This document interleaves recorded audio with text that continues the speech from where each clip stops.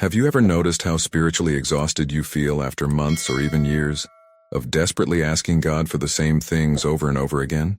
That crushing weight in your chest when you wake up and realize you're about to spend another morning pleading for financial breakthrough, begging for healing, or crying out for divine guidance that never seems to arrive? What if I told you that this very approach, the one that countless spiritual teachers have instructed us to follow since we were children, is actually creating an invisible wall between you and everything you're seeking? But before we begin, please hit the like button and let me know where in the world you're watching from today. It's always fascinating seeing who's joining us from around the world. And if you haven't already, make sure to hit that subscribe button and turn on the notification bell so you don't miss any of our future videos. Has this ever happened to you? You pray with intense passion for abundance to flow into your life. Yet somehow you find yourself sinking deeper into scarcity with each passing month. You beg God for physical healing, pouring your heart out in desperate petitions, only to watch your symptoms intensify or remain stubbornly unchanged. You plead for clarity and divine direction, but instead of receiving answers, you feel more confused and lost than when you started. There's something profoundly wrong with this picture, isn't there? It's as if the harder we pray, the further away our blessings seem to move. Here's the uncomfortable truth that most spiritual communities refuse to acknowledge. Every single time you ask God for something, you're unconsciously programming your mind and spirit with a devastating message.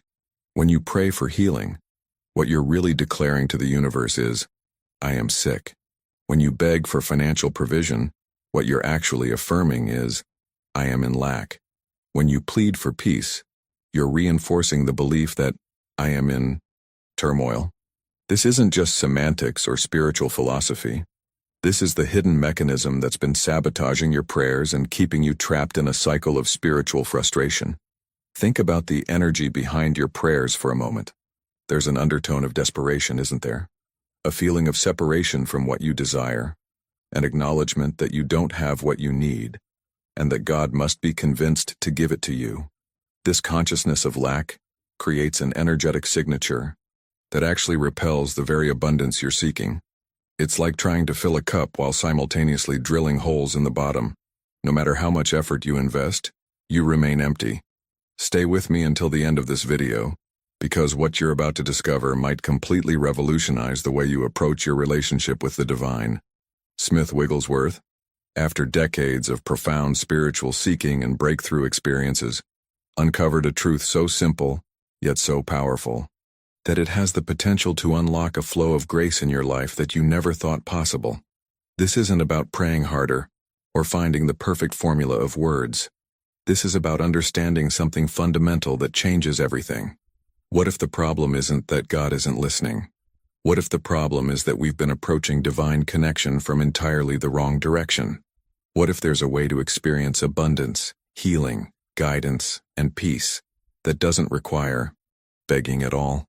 Smith Wigglesworth spent years walking the same exhausting path that so many of us find ourselves on today.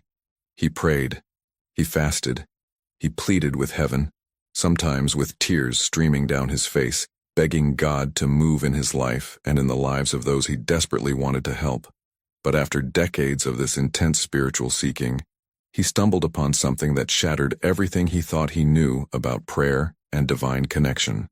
The revelation was so simple that it almost seemed too good to be true, yet so profound that it changed the entire trajectory of his ministry and personal transformation. Here's what Wigglesworth discovered. The divine isn't playing a game of withholding blessings until we beg hard enough or prove ourselves worthy enough. Infinite abundance, perfect health, deep peace, and divine wisdom aren't locked away in some heavenly vault waiting for the right combination of words to unlock them. They're already flowing toward us, through us, around us in every single moment. The problem was never God's reluctance to give. The problem was our inability to receive, because we were so focused on asking that we couldn't see what was already being offered. Think about this for a moment. What if everything you've been praying for is already available right now, and the only thing standing between you and those blessings is a shift in your awareness? This isn't some mystical concept that requires years of meditation or special spiritual gifts to understand. It's actually the most natural thing in the world. Yet we've been conditioned to approach it backwards our entire lives. If this resonated with you, consider subscribing to join our community of seekers who are learning to shift from separation consciousness to oneness awareness.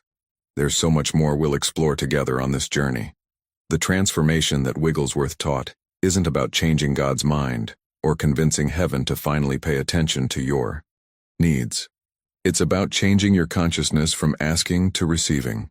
Picture the difference between approaching God with clenched fists, desperately grabbing at what you need, versus opening your hands in quiet receptivity, allowing what's already flowing to fill them naturally.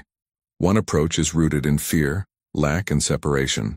The other is grounded in trust, abundance, and connection. This mindset revolution changes everything about your spiritual journey. Instead of treating prayer like a negotiation where you're trying to get God to do something, you begin to recognize that what you seek already exists in the spiritual realm. Your task isn't to create it, manifest it, or force it into existence through the power of your asking. Your only task is to align your awareness with the truth that it's already yours. It's like tuning a radio to the right frequency. The music is already broadcasting. You're simply adjusting your receiver to pick up what's already there. The hidden truth behind this approach is that you stop operating from a place of desperation and start operating from a place of expectation. Not expectation that God will finally give you what you want if you say the right words, but expectation based on the knowledge that divine supply is already moving in your direction. Behind the scenes of your visible circumstances, there's a spiritual reality where wholeness, provision, and peace already exist. The question isn't whether God will provide. The question is whether you'll open yourself to receive what's already being given. Now, I want to go even deeper into this topic because understanding this shift intellectually is one thing, but knowing how to actually practice it in your daily life is where the real transformation happens. The impact of this revelation extends far beyond your prayer time. It changes how you approach every decision, every challenge, every moment of your day. Write in the comments, "I'm ready to receive," if this resonates with something you've been sensing in your own spiritual journey. Wigglesworth often used a powerful metaphor to help people understand this shift in consciousness, and once you grasp it, your entire spiritual practice transforms. Imagine the universe as a massive radio station that never stops broadcasting. Right now, at this very moment, there are countless radio waves passing through the room where you're sitting.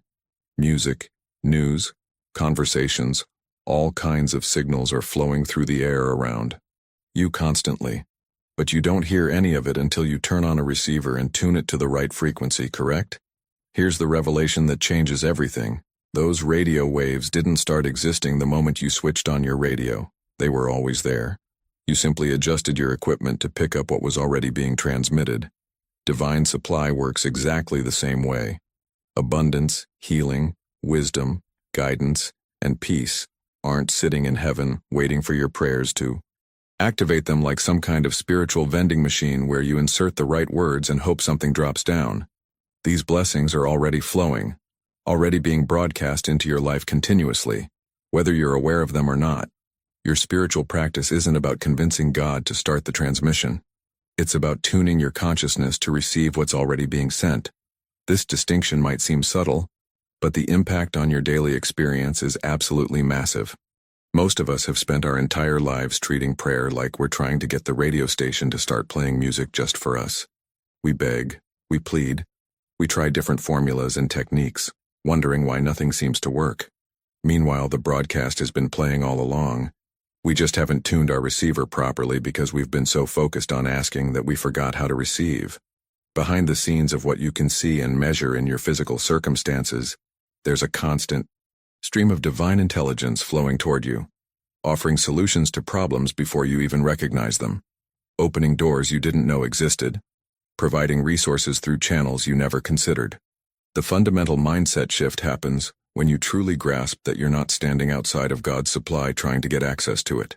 You're not separated from divine abundance by some great distance that your prayers need to cross. You're actually immersed in it right now, swimming in an ocean of infinite provision, surrounded by blessings on every side. The universe functions as this perpetual broadcasting station, transmitting divine ideas, creative solutions, healing energy, and unconditional love continuously. These transmissions never stop, never diminish, never run out. They flow whether you acknowledge them or not. Just like those radio waves pass through your environment regardless of whether your receiver is turned on. This is where your journey takes a dramatic turn. Once you understand that separation from your good was never real, that it was always an illusion created by your asking consciousness, everything changes. Your decisions shift from desperate attempts to make things happen to calm recognition of what's already unfolding. The hidden truth behind every circumstance you face is that divine intelligence is already at work, already broadcasting the perfect solution, already providing what you need. Your transformation begins the moment you stop trying to activate God's generosity and start opening yourself to receive what's already being given. Now, I want to go even deeper into this topic because understanding the mechanics of receiving is where theory becomes practical reality. Drop the word tuned in the comments if you're beginning to sense how this applies to your own life right now. Let me show you something that most people never recognize about the energy behind their prayers. When you approach God in asking mode, you're broadcasting a very specific frequency into the universe. It's a frequency of lack, limitation, and separation. There's this underlying desperation that whispers beneath every word you pray, saying essentially, I am incomplete without this thing I'm asking for. I am broken and need fixing. I am empty and need filling. What most people don't realize is that this vibrational signature actually pushes away the very things you're trying to attract. It's like trying to pull a magnet toward you. While holding another magnet in the wrong position, the repelling force is stronger than your effort. Receiving consciousness operates on a completely different frequency. It vibrates with fullness, gratitude, and a deep sense of union with the divine. It's not arrogant or presumptuous. It's actually the most humble thing you can do because you're simply acknowledging reality as it truly is. When you practice receiving, you're recognizing that what God has, you have access to. What God is, you're an expression of. This isn't some New Age philosophy trying to make you think you're God. It's the recognition of your true identity as a living extension of divine intelligence and abundance. Behind the scenes of your human experience, there's a spiritual truth about who you really are, and that truth changes everything about how you interact with the invisible realm.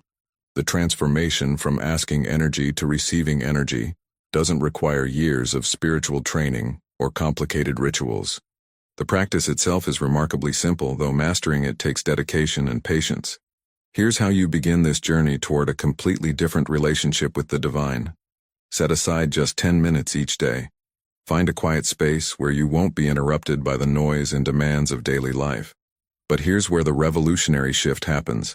Instead of bringing your usual shopping list of needs, desires, and problems to this time, you approach it completely differently.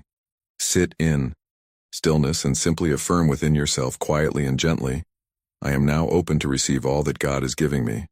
Pay attention to how different this feels compared to your normal prayer patterns.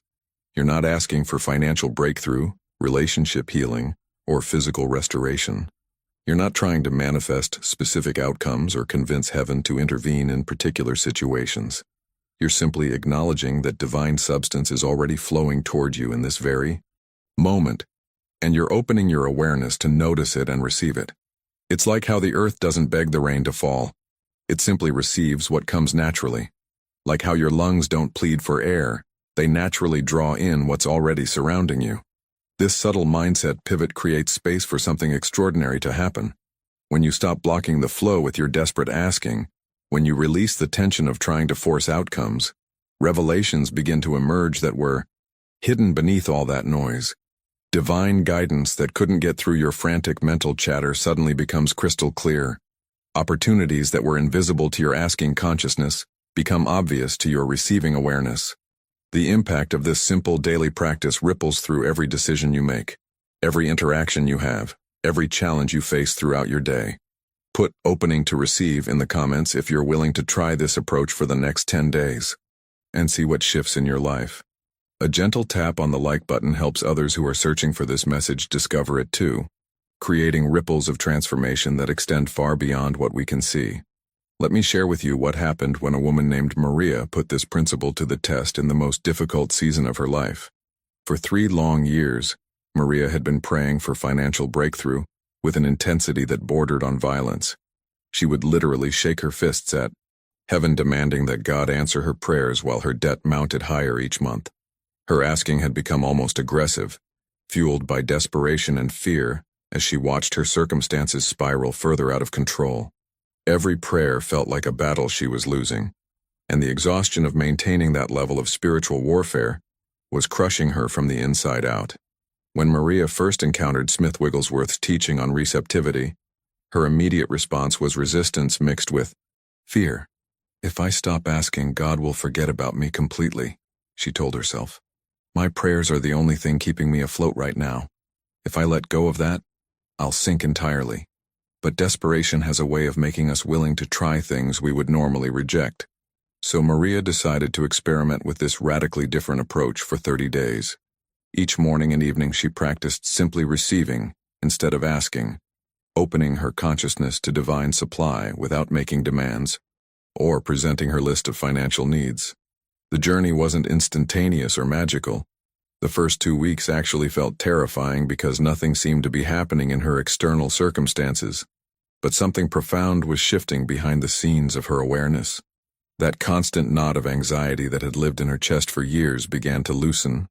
A strange peace she couldn't explain started replacing the panic that had driven her desperate prayers. By the 3rd week, unexpected opportunities began appearing. A freelance project she hadn't pursued came looking for her. A debt she thought was permanent got forgiven through an administrative error. A refund check arrived from something she'd completely forgotten about. Within 6 months, Maria's entire financial picture had transformed. But the real revelation wasn't just about the money. Her relationship with God had fundamentally changed. She was no longer a beggar standing outside the gates hoping for scraps. She had become a beloved child receiving her inheritance naturally and joyfully. The impact of that internal transformation was far more valuable than any external provision, because it changed how she approached every financial decision, every opportunity, every challenge that arose in her life moving forward. David's story reveals how this same principle applies to physical healing in ways that medical science can't fully explain. For 5 exhausting years, David battled a chronic health condition that seemed immune to both medical treatment and spiritual intervention. He had exhausted himself attending every prayer meeting, getting anointed with oil repeatedly, declaring healing scriptures over his body day and night. Yet his condition remained stubbornly present, mocking his faithful efforts. His asking had evolved into something close to anger at God for not responding to such persistent, faithful petitions. Everything shifted when someone introduced David to Wigglesworth's writings on spiritual healing. The concept initially startled him because it contradicted everything he'd been taught. What if healing wasn't something God needed to send down from heaven like a package? What if perfect health was already present in his true spiritual nature, and his desperate asking was actually blocking his awareness of that reality? Instead of begging for healing, David began practicing receiving, quietly affirming each day, I am open to receive the perfect health that is my divine inheritance. Type healing is present in the comments if this perspective opens something new in your understanding of how divine restoration works. David's progress came gradually over many months, not overnight. Some days were harder than others, and the symptoms didn't vanish in some dramatic instant. But slowly, steadily, something was shifting. The fear that had gripped his consciousness for 5 years began releasing its hold.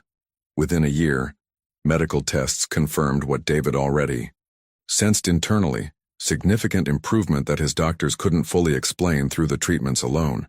They called it spontaneous remission. David called it learning to receive what had always been his spiritual inheritance.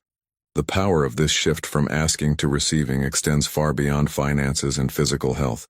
Jennifer discovered this truth through the most painful journey of her life, a marriage that seemed beyond repair.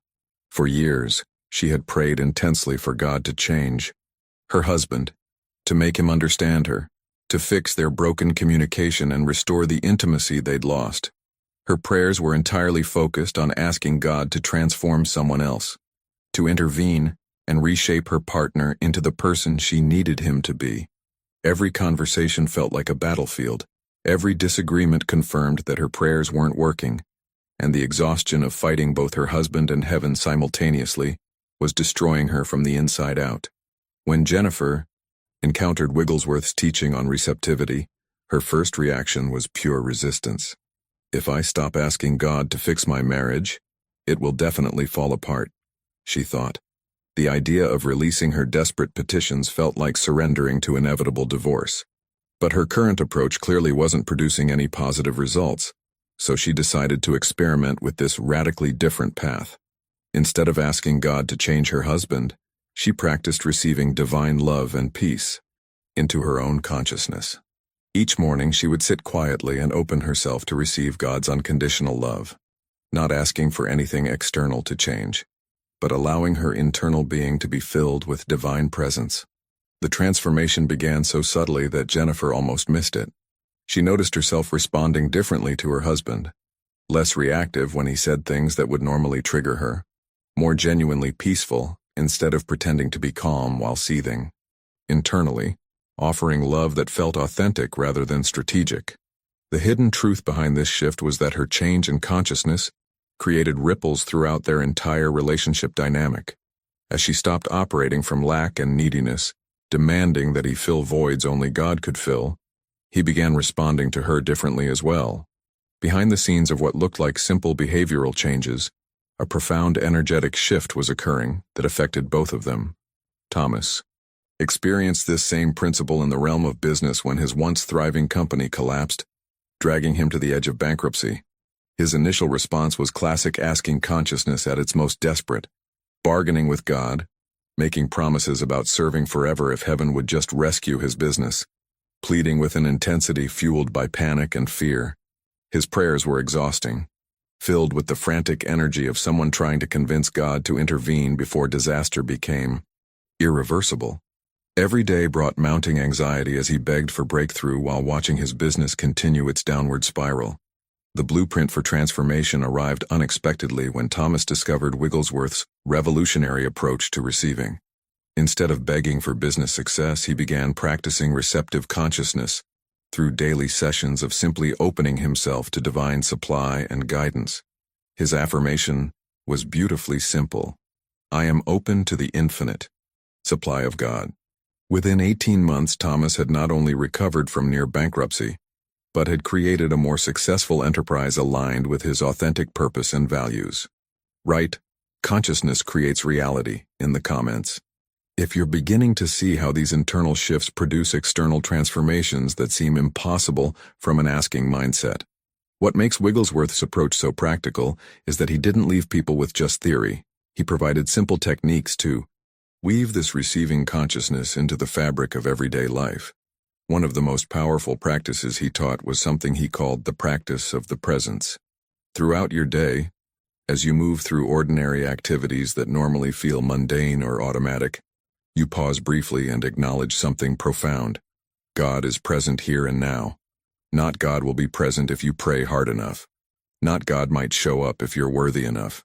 But God is already present in this exact moment. Whether you're washing dishes, driving to work, standing in line at the grocery store, or dealing with a difficult conversation, these micro-practices might seem too simple to be effective, but that's precisely why they work so powerfully. You're training your consciousness to remain in receptive mode throughout your entire day rather than only during your designated prayer time. Each brief acknowledgement of divine presence is like tuning your receiver again, reminding yourself that the broadcast is always playing, the supply is always flowing, the guidance is always available. Behind the scenes of your visible activities, there's a constant opportunity to recognize what's already being given rather than focusing on what you think you lack. Another transformative technique Wigglesworth emphasized was gratitude recognition, but not the kind of gratitude most people practice. This isn't about being thankful for what you hope to receive, or even for the blessings you consciously recognize. It's gratitude for the millions of gifts already flowing to you every single second that you've been completely overlooking. Thank you for breath flowing into my lungs without my asking. Thank you for my heart beating faithfully without my requesting. Thank you for the intricate systems operating in my body right now, without my conscious direction. This journey of noticing what's already being received shifts you from future-focused asking to present-moment awareness of abundance. Now, here's where most people stumble on this path, and understanding this obstacle beforehand can help you navigate through it, rather than getting stuck. The biggest challenge you'll face when shifting from asking to receiving is the persistent, nagging feeling that you're doing absolutely nothing. Your entire life you've been conditioned to believe that asking is active, powerful, taking charge of your spiritual life. Receiving, in contrast, feels passive, lazy, like you're just giving up and hoping for the best. Your ego will scream at you constantly, insisting that you have to pursue, you have to make things happen, you have to convince God to move on your behalf through the force of your petitions. This internal resistance is actually where most people abandon the practice and return to desperate asking, because the discomfort becomes too intense. But here's the revelation that changes everything about how you interpret that discomfort. It's actually a sign of profound progress. What you're experiencing is the dissolution of ego patterns that have dominated your spiritual life for years or decades. The feeling of doing nothing is actually the feeling of finally stopping your interference with divine flow. You've been trying so hard, pushing so forcefully that you couldn't recognize what was already trying to reach you. The hidden truth behind receptivity is that you're not being passive at all. You're being profoundly active in the spiritual dimension, just in a completely different way than your ego recognizes or values. Think about it like learning to float in water. When you first try, your body tenses instinctively and you sink. Every muscle fights against the water, trying to control the situation through force. Only when you fully relax and trust does your body discover that the water naturally supports you without any effort. Type "learning to float" in the comments if this metaphor helps you understand why receiving might feel so uncomfortable. At first, even though it's actually the most natural thing in the world. There's an even more advanced practice that Wigglesworth taught to those who had already begun experiencing the shift from asking to receiving, and this practice represents what he considered the highest form of spiritual consciousness available to human beings. He called it impersonal meditation, and when you first hear about it, it might sound strange or even pointless. But stay with me because this is where the entire journey leads, and understanding it transforms everything that came before it into preparation for this ultimate realization. Most people who stop asking and start receiving are still operating with an agenda. They've stopped asking God for material things, which is progress, but they've started asking for spiritual experiences instead. They want enlightenment, mystical visions, spiritual powers, or at least the feeling that they're making spiritual progress. This is just asking consciousness in disguise, a more sophisticated version of the same transaction-based relationship with the divine. True receiving at its deepest level is completely impersonal, wanting absolutely nothing, including spiritual attainment itself. In impersonal meditation, you practice receiving without any goal whatsoever. You're not receiving to get healing. You're not receiving to manifest abundance. You're not even receiving to become more spiritual or enlightened.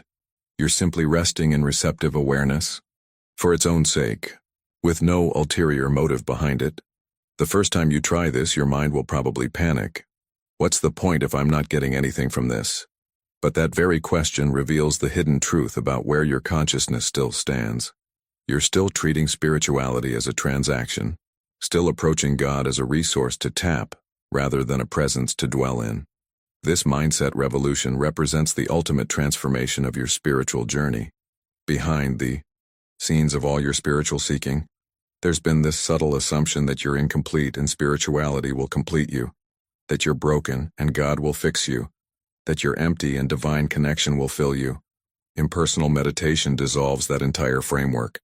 You begin experiencing God not as something that gives you things, but as the very ground of your being, the consciousness in which you live and move and exist.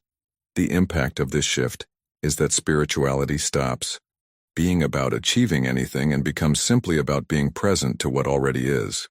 Now, I want to go even deeper into this topic because there's an ultimate truth that ties everything together, a revelation that brings all these practices and principles into complete clarity. Wigglesworth spent decades discovering and teaching this truth, and once you truly grasp it, your entire understanding of yourself, God, and reality itself fundamentally transforms in ways you can't anticipate from where you currently stand. Here's the revelation that changes absolutely everything. You are not separate from God trying to receive gifts from an external source somewhere out there in the universe. You are the very consciousness of God becoming aware of your own infinite nature. When you practice receiving, you're not actually getting something new that you didn't have before. You're removing the veil of separation consciousness that blocked your recognition of what has always been yours. What has always been you. The problem was never God's unwillingness to give. God has been pouring infinite abundance, perfect health, divine wisdom, and unconditional love toward you without ceasing from the moment you came into existence. The problem was your inability to receive it because your consciousness was programmed to focus on lack rather than abundance, on separation rather than oneness, on asking for what you supposedly didn't have instead of receiving what you've always possessed. Drop.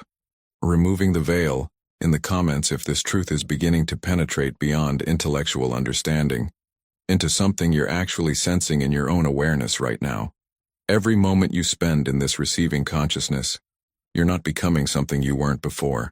You're simply recognizing what you've always been beneath the layers of conditioned thinking that taught you to beg for what was already yours. Your spiritual journey isn't about convincing God to notice you or getting heaven to finally respond to your prayers. It's about opening your eyes to the abundance that has been surrounding you all along, the divine presence that has never left you, the infinite supply that flows whether you acknowledge it or not. If this message landed somewhere deep in your spirit today, if something inside you resonated with this truth even before your mind fully understood it, I'd love to know you made it all the way through. Just drop, "I choose to receive," in the comments, so I can see who's truly ready to make this shift from asking to receiving in their own life. Your presence here matters, and knowing this connected with you helps me understand what's serving this community we're building together. I create these videos because I genuinely believe these spiritual insights have the power to transform lives from the inside out. If you found value in what we explored today, consider subscribing so you don't miss the deeper conversations we'll continue having about living from spiritual truth rather than material illusion.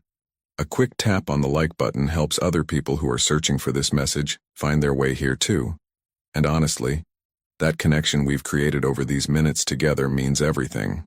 There's another video right here that goes even deeper into how to maintain this receiving consciousness when your circumstances seem to contradict everything you're believing for. It's a powerful companion to what we just covered. Click and continue with me over there because the journey doesn't end here. It's really just beginning.